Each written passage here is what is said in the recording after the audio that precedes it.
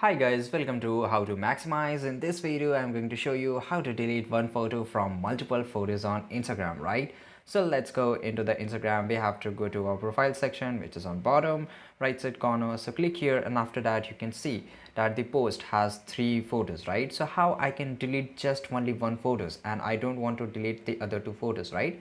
So you have to click on the 3 dots which is on top right side corner, and after that you have to click on the edit button, and after that you can see as soon as you will scroll through the post, on every scroll you will find one thing common, that the dustbin icon which is on the top left side corner, right? So if I just go to here, then here, and that's it guys. So you have to click on, let's say if I want to delete this middle one, right? So I will click on this dustbin icon, then I will click on delete, and as you can see here that that post has got delete, right? And you can even add the captions and all that.